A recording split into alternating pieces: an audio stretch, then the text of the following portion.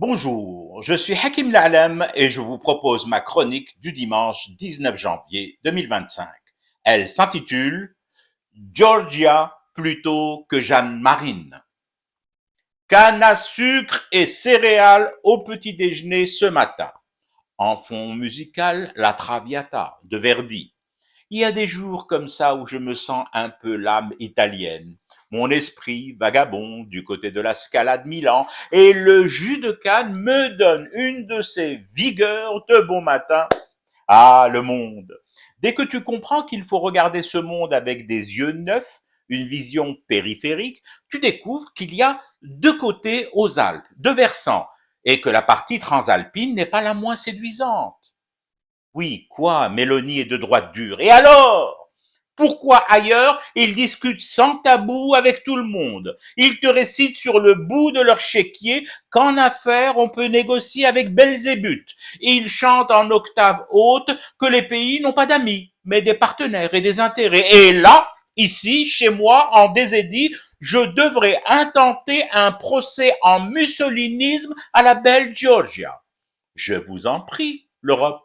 Tafadhali, Ursula von der Leyen. Après vous, la Commission européenne. Intentez tous les procès que vous voudrez engager contre Mélanie. Moi, mon pays est en affaires, et en affaires de plus en plus intenses avec l'Italie. Dernier projet en date dans la commune de Hassilgara, au sud-est d'Elmnea. Canne à sucre et céréales au programme. C'est le deuxième gros partenariat agricole algéro-italien dans le sud, après celui de Timimoun, qui vise des productions records en blé dur et en légumes secs.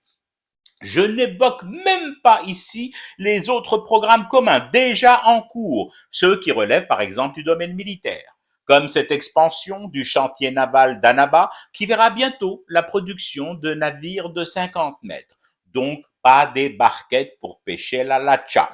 Je le dis à tout hasard pour les Hedouks dont la flotte ne compte qu'un seul sous-marin rouillé arthrosé baptisé André Azoulay.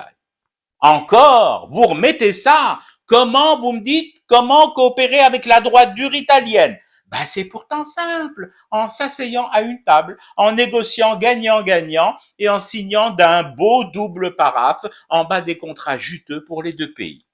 Si je ne m'abuse, il y a une expression en langue française qui définit bien ce genre de relation, le réalisme politique et économique. C'est la langue française de l'autre côté des Alpes qui le dit et le décrit ainsi, pas moi. Et puis honnêtement, Mélanie facho, je ne la trouve pas plus facho que d'autres de cette vieille Europe qui décidément se découvre à un âge avancé et beaucoup de rhumatisme des pudeurs sélectives. En tout cas, Georgia est sûrement moins droite dure que Gargamel 68 et encore moins dure que Jeanne-Marie Le Pen, devenue vizir à la place du calife d'Amiens et ayant droit de vie et de mort sur tout gouvernement siégeant du côté cisalpin. S'il fallait bien sûr établir coûte que coûte un tableau comparatif des droites européennes et de leur rapport avec cet autre vieux continent, plus vieux continent, l'Afrique.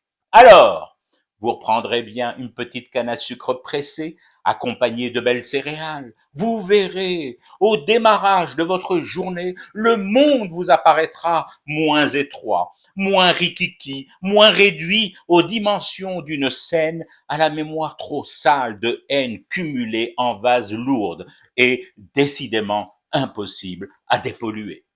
Je fume du thé et je reste éveillé, le cauchemar continue.